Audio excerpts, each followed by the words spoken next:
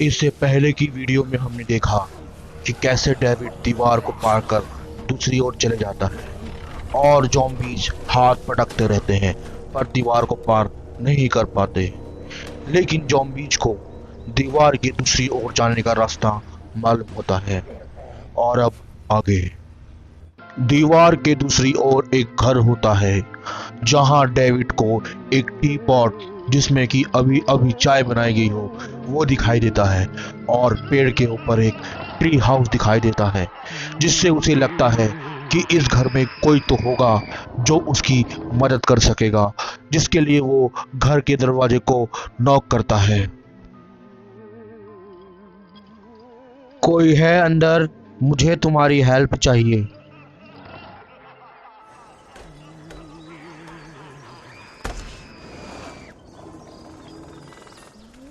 घर के अंदर डेविड को बच्चे की बनाई एक पेंटिंग दिखाई देती है और फर्श पे पड़ा हुआ खून। टेलीफोन में 3 वॉइस मैसेजेस आए होते हैं जो एक औरत के होते हैं जो अपनी बेटी से बोलती है, हम जल्दी आ जाएंगे, तुम अपना ख्याल रखना, हम यहाँ फंस चुके हैं, तुम अपना ख्याल रखना, दरवाज़ा मत खोलना, खुद को कहीं छुपा लेना, वगैरह वगैरह। डेविड को बहुत प्यास लगी होती है जिस कारण पहले वो पानी पीता है। फिर उसे रैक में एक वॉकी टॉकी दिखता है जिसको ऑन करते ही उसमें से आवाज आती है, हेलो। डेविड वॉकी टॉकी में बोलता है कि मैं मॉन्स्टर नहीं हूँ। तो उसमें से एक छोटी बच्ची की आवाज आती है कि मैं सामने पेड़ के ऊपर जो ट्री हाउस है वहां पर छुपी हुई हूँ, तुम भी अंदर चुपचाप रहना, बाहर मॉन्स्टर है, कभी भी आकर तुम्हें मार सकते हैं। इतने में पीछे से एक मॉन्स्टर आती है।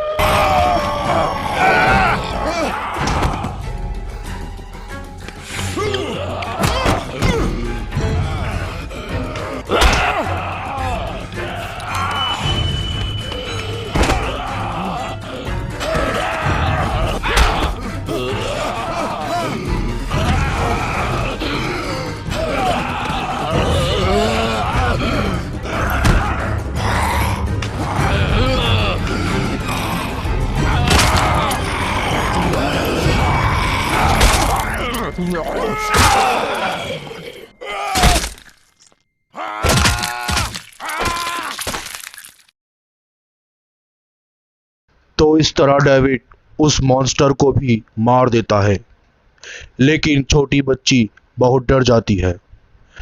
डेविड से पूछती है कि क्या ये मर चुका है, तो डेविड बोलता है कि हाँ ये मर चुकी है, लेकिन अब हमें यहीं रुकना होगा क्योंकि बाहर से अंधेरा होने वाला है। तो बच्ची उससे बोलती है कि मेरे पास एक ट्री हाउस है, हम दोनों उसी में छुप जाएंगे। तो वो दोनों रात भर उस ट्री हाउस में रहने का प्लान बनाते हैं। डेविड को ख्याल आया कि वो अकेले ही सारे ज़ॉम्बीज़ को नहीं मार सकता, इसीलिए वो पड़ोसियों को ढूंढने के लिए, बचे हुए इंसानों को ढूंढने के लिए बाहर निकला। बाहर निकलते ही गोली की आवाज सुनते ही दोनों के दोनों कार के पीछे जाकर छुप गए। डेविड ने पुलिस ऑफिसर को देखा तो वो बाहर निकला और बोला, मेरे साथ एक छोटी बच्ची है, प्लीज गोली मत चलाना।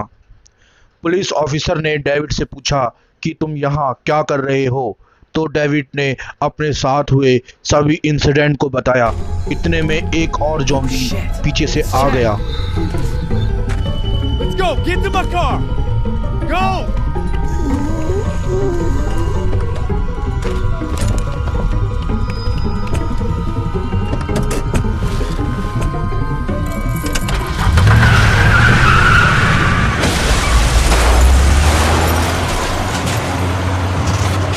और इस तरह डेविड पुलिस ऑफिसर के साथ चला गया जहां उसे सोने के लिए एक ऐसी जगह मिली जो भूसे से भरी हुई थी लेकिन सुरक्षित थी। दोनों ने रात वहीं गुजारी। I love you, baby.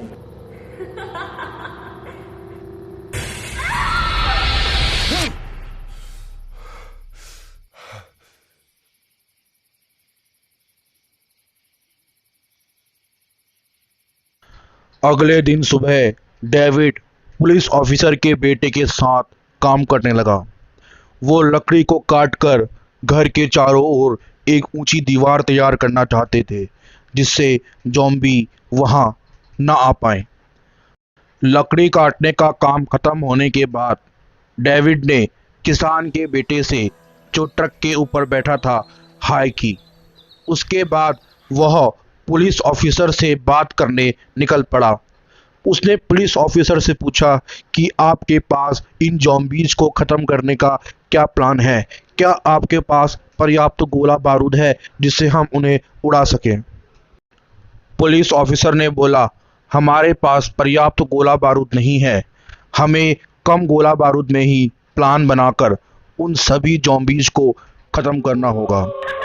इतने में बाहर से कुछ डरावनी आवाज़ें आईं। Go! I'll get my gun.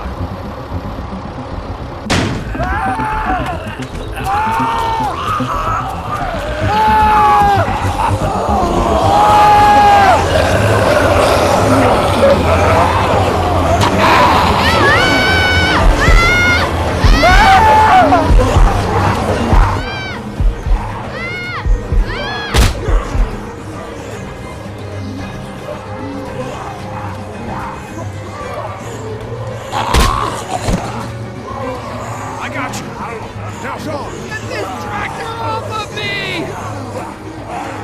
Please, help me, please!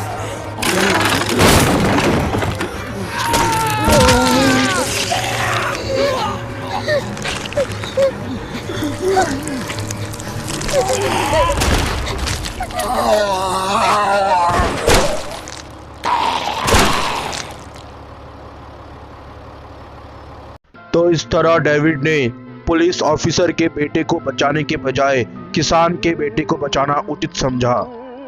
Police officer को बहुत गुस्सा आया। उसने बोला, तेरा बेटा जिंदा है लेकिन मेरा मर गया। तूने कैसे मेरे बेटे को मरने दिया? गुस्से में आकर पुलिस ऑफिसर ने डेविड, किसान और उसके परिवार को यहाँ से जाने को बोला। क्या पुलिस ऑफिसर का बेटा जिंदा हो पाएगा या वह भी ज़ॉम्बी बन जाएगा? पुलिस ऑफिसर अपने बेटे की मौत का गम बर्दाश्त कर पाएगा? और कैसे डेविड इन सभी ज़ॉम्बीज़ को मारेगा और दुनिया को ज़ॉम्बी फ्री बनाएगा? ये जानने के लिए अगले एपिसोड का इंतज़ार कीजिए।